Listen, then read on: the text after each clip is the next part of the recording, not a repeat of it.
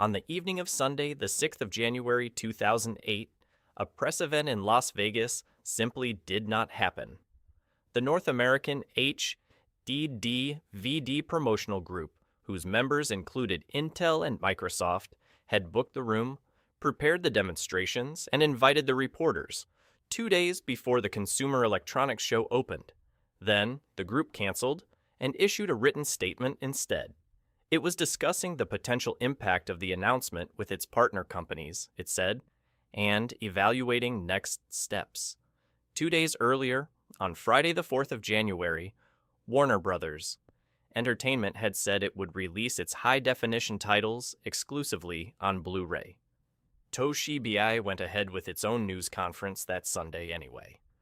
Jody Salley, Vice President of Marketing for Digital Audio and Video at Toshiba America Consumer Products, told the room that it was difficult for her to read the comments of the pundits that high definition was dead.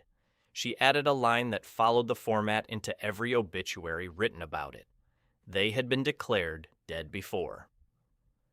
10 weeks before that room emptied, on Friday the 2nd of November, 2007, Walmart had put Toshiba's HDA2 player on sale for $98.87. A machine that had cost $499 at launch was now a $99 impulse buy stacked on a pallet, and it was selling. 6 weeks after Las Vegas, the retailer that had priced it that low would be the one that finished the format off. Both formats did the same job, and both used the same light. Compact discs are read by an infrared laser. A DVD is read by a red laser at 650 nanometers and holds 4.7 gigabytes on a single layer. Shorter wavelengths write smaller marks, so the successor to DVD was always going to be blue. That laser existed because of Shuji Nakamura, whose gallium nitride work at the Japanese company Nichia in the 1990s turned blue and violet laser diodes into manufacturable parts. He shared the Nobel Prize in Physics in 2014. Every disc in this story, on both sides, was read by a 405 nanometer blue-violet beam. Neither camp had a light source advantage over the other, and both of them knew it. That laser was never the argument. The argument was about the plastic. HDDVD held 15 gigabytes on a single layer and 30 on a dual layer.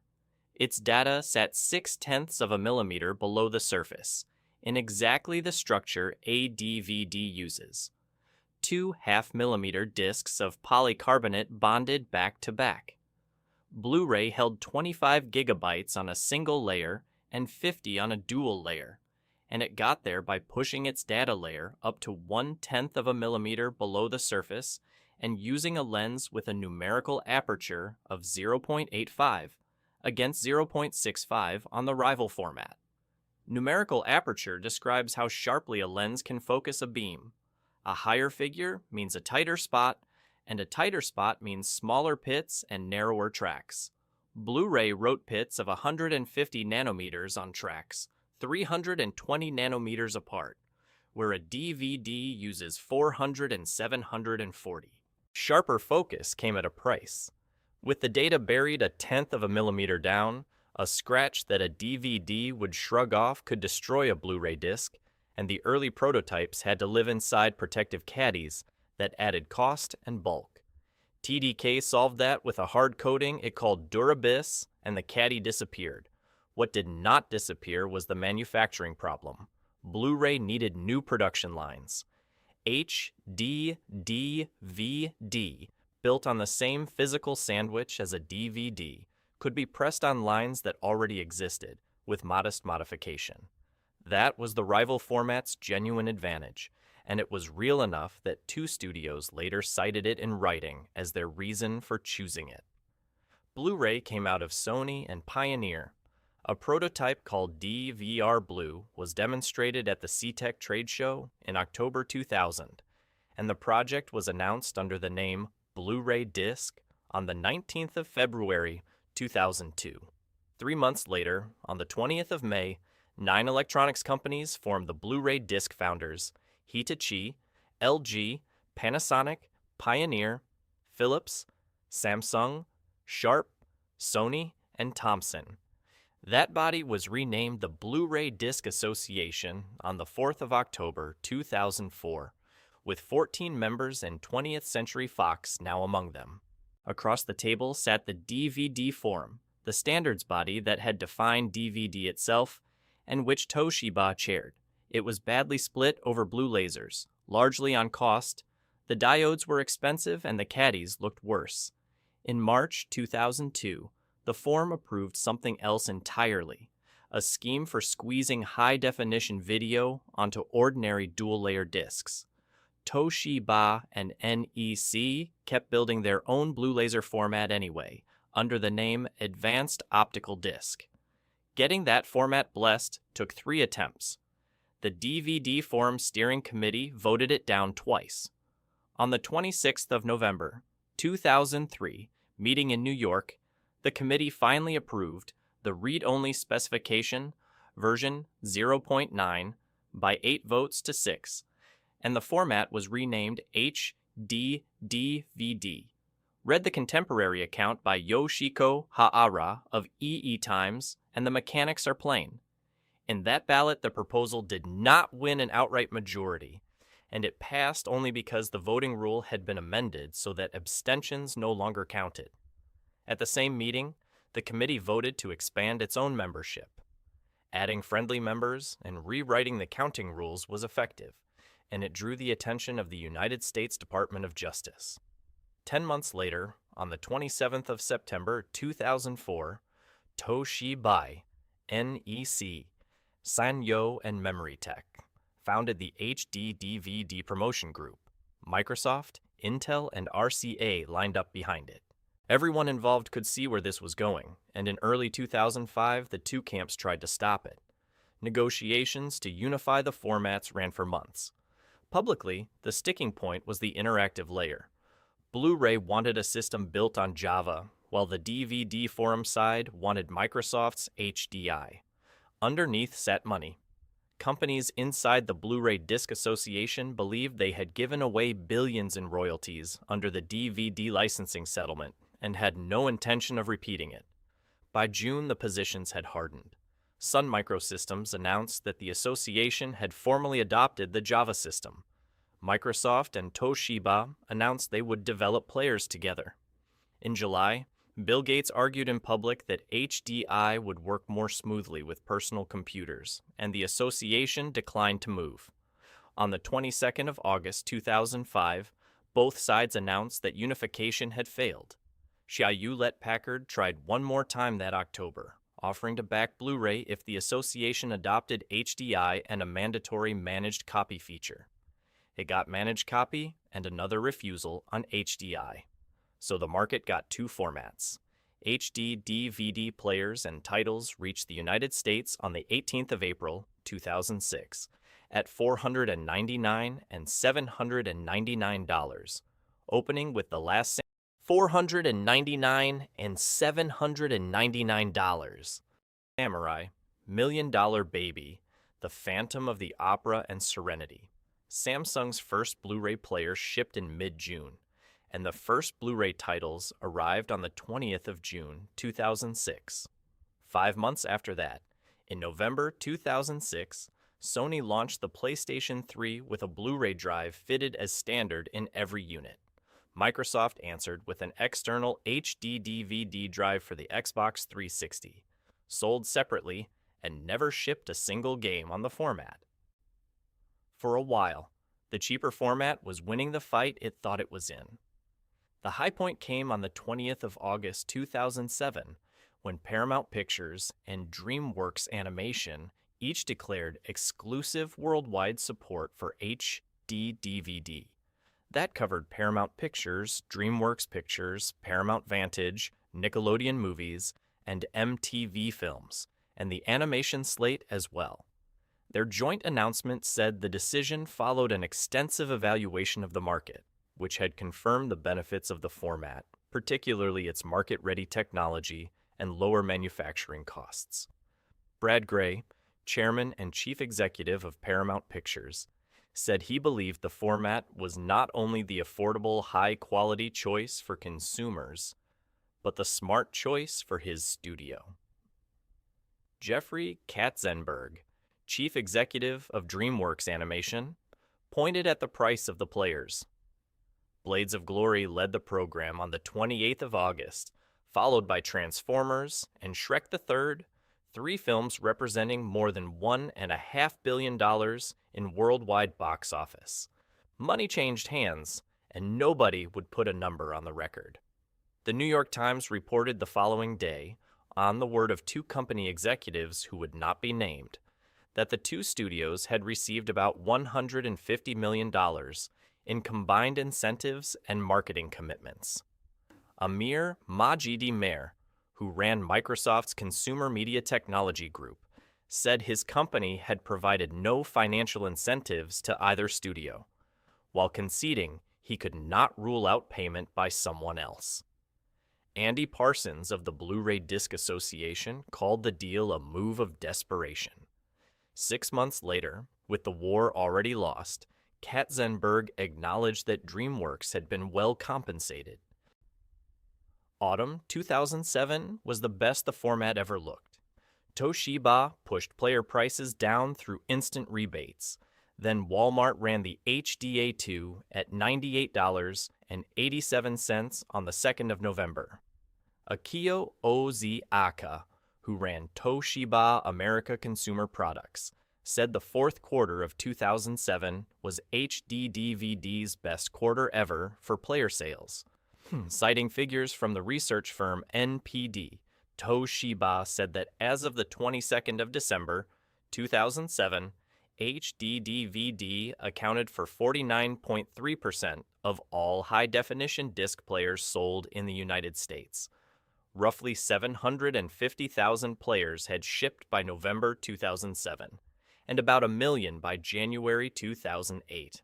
That 49.3% is the most important number in this story because of what it leaves out. The figure counted players. It did not count the PlayStation 3 because nobody at retail filed a games console under disc players. Sony had shipped 1.7 million of them by the 31st of December 2006 and 10.4 million by the 31st of December 2007. Everyone contained a Blu-ray drive, bought and paid for by someone who wanted a games machine. Toshiba's own figure of about 1 million HD DVD machines included Xbox 360 add-on drives, which were an optional extra that most Xbox owners never bought. So the true comparison at the end of 2007 was 10.4 million homes against roughly 1 million, and it was not close. Two comfortable explanations have grown up around this, and both are wrong. The first is that Sony bought Hollywood. Every documented payment for exclusivity in this war ran the other way, toward the studios that chose HD DVD. The second is that capacity decided it, that 50 gigabytes simply beat 30. Yet the cheaper format held near half the standalone player market as late as December 2007, and its discs cost less to press. Neither the payments nor the specification explains the outcome. What explains it is that studios and retailers do not count players. They count households that can put a disc in a slot tonight. Stephen McGonigal, the DVD buyer at the British chain Woolworths, said it without decoration in January 2008. The main reason the market was moving was the success of Sony's PlayStation 3, because that machine alone put the format into more than 750,000 homes in the United Kingdom. Toshiba had won the market it was measuring and lost the one that mattered.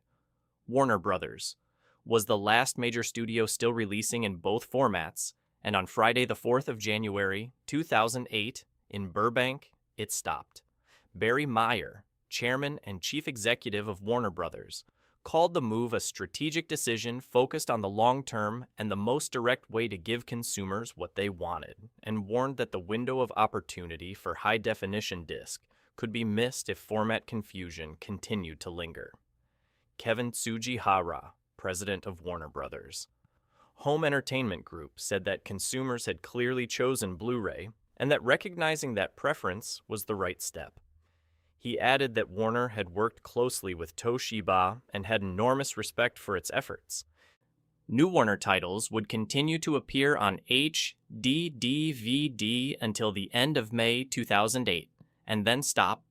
5 of the 7 major Hollywood studios now backed Blu-ray exclusively, against 2 for the rival format. Kazuharu Miowara, an analyst at the Daiwa Institute of Research in Tokyo, put it in 9 words. When Warner made its decision, it was basically over. Toshiba doubled its bet. On the 15th of January 2008, it halved the price of the HDA3 in the United States from $299.99 to $149.99, and cut the 2 models above it to $199.99 and $299.99. Roger Kay, one of the analysts watching, described the move as doubling down. Writing in Gartner's Semiconductor DQ Monday report, Hiroyuki Shimizu was blunter. Price cutting might prolong the format's life a little, but the limited lineup of film titles would inflict fatal damage, and by the end of 2008 the war would be over. Retail moved faster than that. On the 28th of January 2008, Woolworths announced that from March, its 820 stores would stock Blu-ray only, after Blu-ray outsold the rival format 10-1 across the Christmas trading period. Best Buy began steering American customers to Blu-ray on the 11th of February.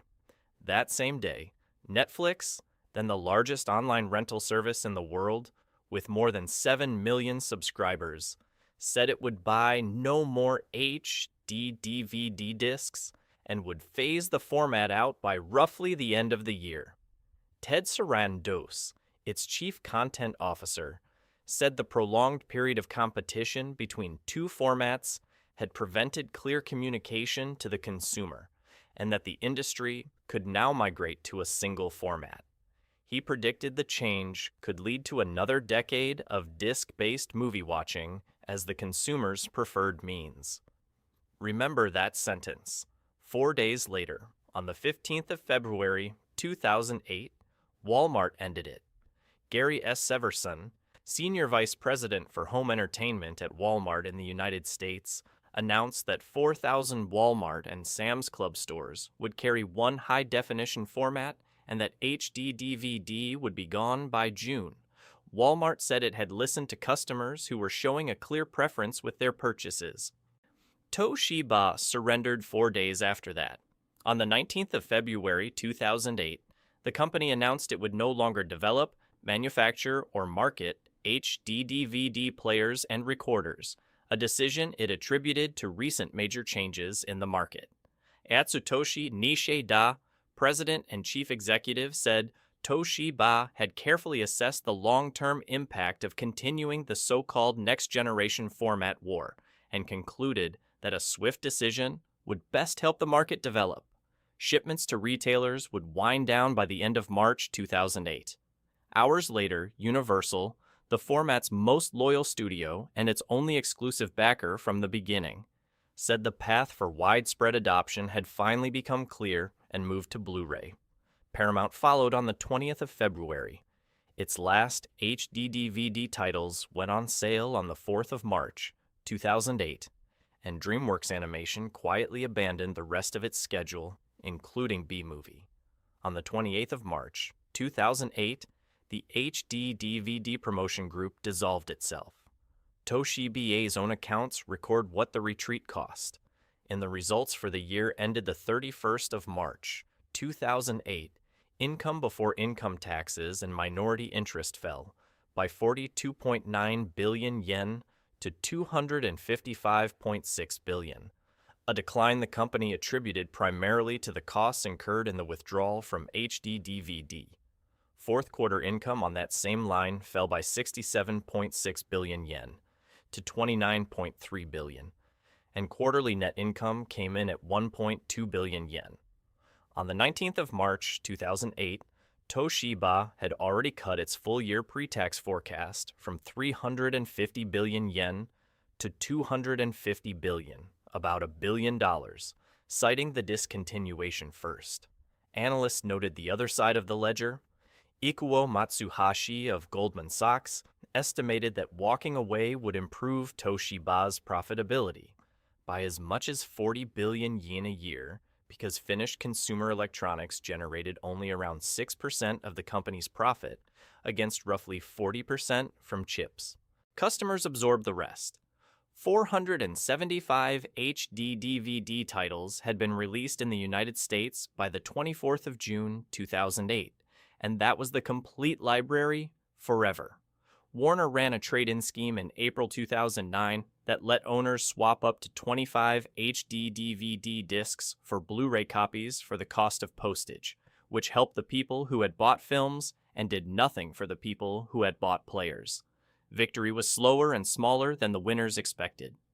NPD found that standalone Blu-ray player sales rose 2% from February to March 2008, after falling 40% the month before, while upconverting DVD players at about $70 kept outselling Blu-ray players at about $300. Growth arrived eventually.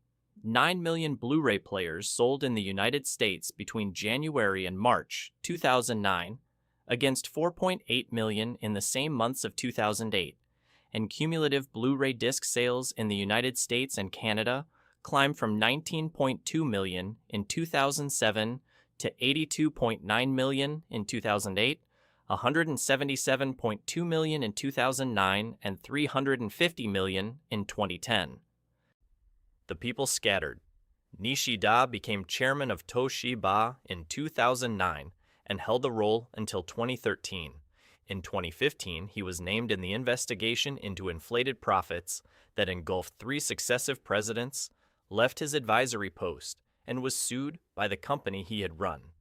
He died of a heart attack in Tokyo on the 8th of December, 2017, age 73. Barry Meyer retired as chief executive of Warner Brothers on the 1st of March, 2013, and handed the studio to Kevin Tsujihara, who ran it until his resignation in March 2019. Ted Sarandos, who had predicted another decade of discs, became co-chief executive of Netflix in 2020. Which brings us back to the sentence worth remembering. Netflix had launched a streaming service called Watch Now on the 16th of January 2007 in the middle of the format war, and shipped its billionth DVD a month later. On the 29th of September 2023, the same company posted its last disc after more than 5 billion shipments. Blu-ray won a war and inherited a market that was already being carried away.